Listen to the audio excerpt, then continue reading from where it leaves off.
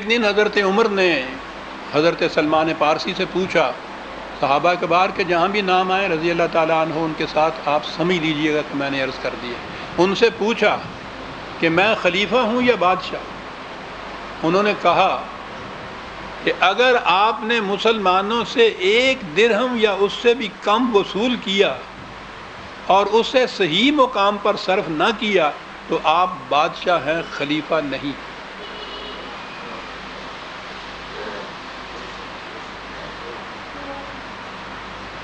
آپ کی آنکھوں میں آنسو آ گئے۔ اسی قسم کے ایک اور سوال کے جواب میں ایک اور صحابی نے کہا کہ خلافت و شہنشاہیت میں فرق ہے، خلیفہ عوام کے جملہ حقوق کا محافظ ہوتا ہے، وہ ہر انسان کا حق حقدار کو دیتا ہے، وہ نہ ناجائز طور پر کسی سے کچھ لیتا ہے نہ ناجائز خرچ کرتا ہے۔ الحمدللہ کہ آپ خلیفہ ہیں، بادشاہ نہیں۔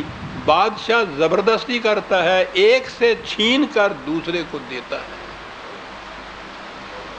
اس انداز سے یہ حضرات سمجھے ہوئے تھے کیا فرق تھا خلافت اور بادشاہت کا فرق۔ ایک دفعہ کسی نے خود حضرت عمر سے یہ پوچھ لیا کہ آپ اپنے تجربے کی بنا پر بتائیے کہ خلافت کسے کہتے ہیں۔ آپ نے فرمایا کہ میں تو اتنا ہی جانتا ہوں کہ خدا کے سامنے حساب دیتے وقت یہ بتایا جا سکے کہ کہاں سے لیا تھا اور کسے دیا تھا۔ اگر اس کا جواب اطمینان بخش ہوا تو یہ خلافت ہے، ورنہ بادشاہت۔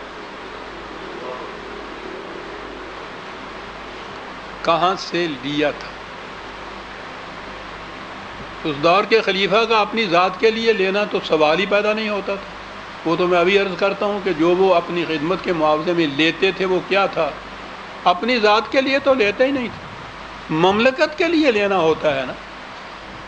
اور اس کے لیے پھر جس انداز سے بھی لیا جائے، وجہ جواز اس کے لیے یہ پیش کی جاتی ہے کہ it is in the public interest. وہ ایسا ایک مبہم لفظ ہے، مقصد یہ ہوتا ہے کہ یہ مملکت کے، حکومت کے، رعایا کے مفاد میں ہے یہ ایسا لینا۔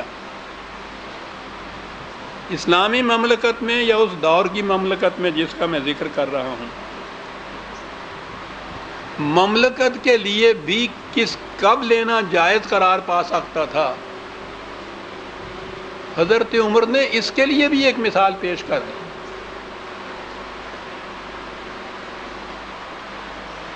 ایک نو آزاد شدہ غلام پہلی دفعہ آیا مملکت میں، وہ حکومت کے واجبات ادا کرنے کے لیے حضرت عمر کے پاس آیا۔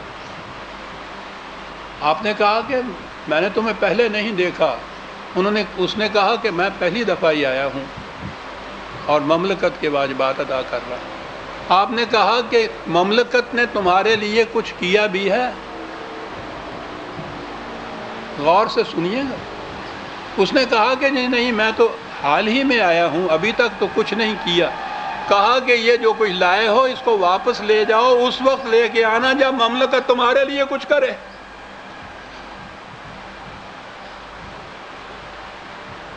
مملکت کے لیے بھی اس وقت لینا جائز قرار پائے گا جب مملکت ان کے لیے کچھ کرے۔ آج کی اصطلاح میں ایک ویلفیئر سٹیٹ کا تصور دیا جاتا ہے، اس میں وہ کہا جاتا ہے کہ واقعی مملکت اپنی رعایا کے لیے، مفادی کے لیے بہت کچھ کرتی ہے۔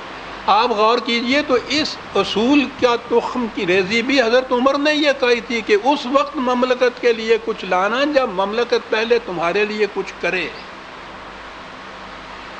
اسے کہیں گے کہ مملکت کے لیے جائز طریق سے لیا۔ جہاں تک ناجائز طریق کا تعلق تھا، بیت المال کے خزانچی ایک دن جھاڑو دے رہے تھے تو کوڑے میں وہاں ایک پائی مل گئی، ان کو درہم کہتے تھے اس زمانے میں، وہ یہ پائی کہہ لیجئے، آج کے دور کی پیسہ کہہ لیجئے، ایک پائی۔ حضرت عمر کے خاندان کا ایک بچہ پاس کھڑا تھا اتفاق سے،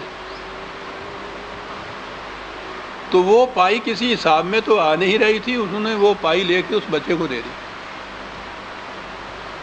بچہ بھاگتا ہوا چلا گیا حضرت عمر کے پاس.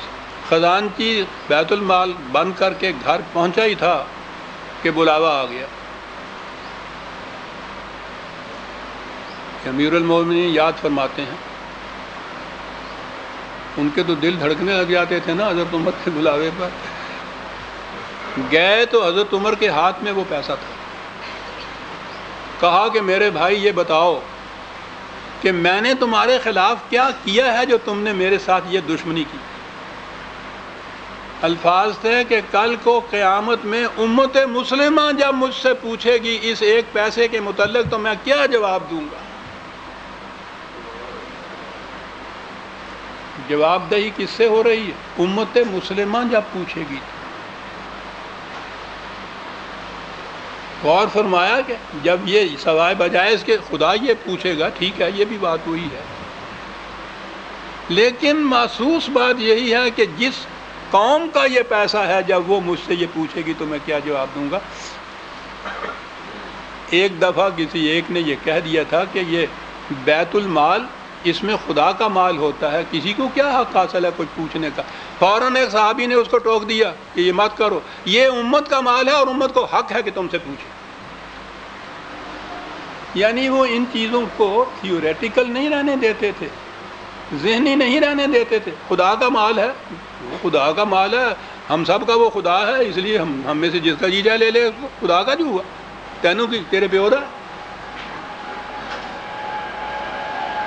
وہاں یہ ان کو پتا تھا کہ اس سے یہ گنجائش نکالی جا سکے گی کہ خدا کے مال کا محاسبہ کوئی انسان نہیں کرتا. انہوں نے وہیں یہ چیز کہہ دی کہ نہیں، یہ امت کا مال ہے اور امت کے ہر فرد کو حق حاصل ہے کہ وہ تم سے محاسبہ کرے، حتیٰ کہ خلیفہ سے بھی محاسبہ کرے کہ غنیمت میں جو چادریں آئی تھیں تمہارے حصے میں تو ایک ہی چادر آئی تھی، ایک چادر سے تو اتنا بڑا لمبا کرتا نہیں بن سکتا تھا، یہ کرتا کس طرح سے بن گیا؟ خلیفہ صاحب ممبر سے اتر کے جواب دیجئے. ممبر سے اتر کے خلیفہ نیچے آ گیا، کہنے لگا کہ جب تک اس سوال کا اعتراض کا اطمینان بخش جواب میں نہیں دے لوں گا اس وقت میں خلیفہ نہیں ہوں، اس لیے میں نیچے اتر آیا ہوں.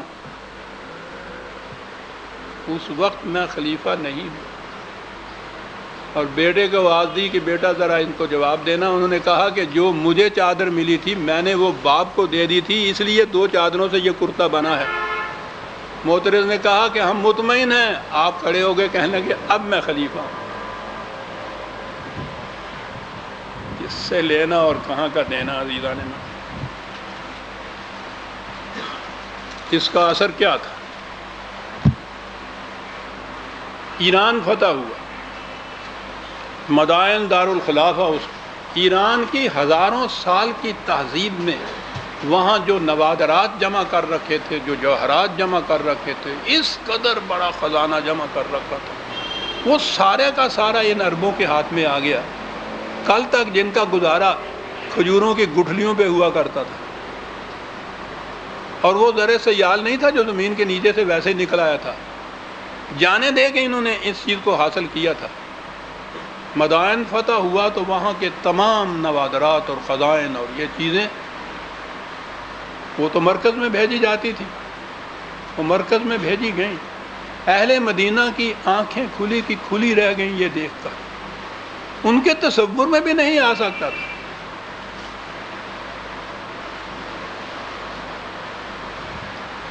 اس کے ساتھ ایک خط بھی تھا گورنر کا. اس نے کہا تھا خلیفۃ المسلمین کو، ان سے کہا تھا کہ آپ اس مال غنیمت کو دیکھ کر یقیناً متعجب ہوں گے، لیکن اس سے بھی زیادہ تعجب کی بات ایک اور ہے، اور وہ یہ ہے کہ یہ مال کسی ایک جگہ اکٹھا نہیں رکھا تھا، مملکت کے مختلف شہروں اور گوشوں میں بکھرا پڑا تھا. ہمارے سپاہی ان تمام علاقوں میں جو گئے تھے جہاں یہ مال پڑا تھا، وہاں ان سپاہیوں کو دیکھنے والا کوئی نہیں تھا. انہوں نے یہ سارے کا سارا لا کے مرکز میں جمع کیا ہے، کسی سپاہی نے ایک سوئی بھی اس میں سے اپنے لیے نہیں رکھی۔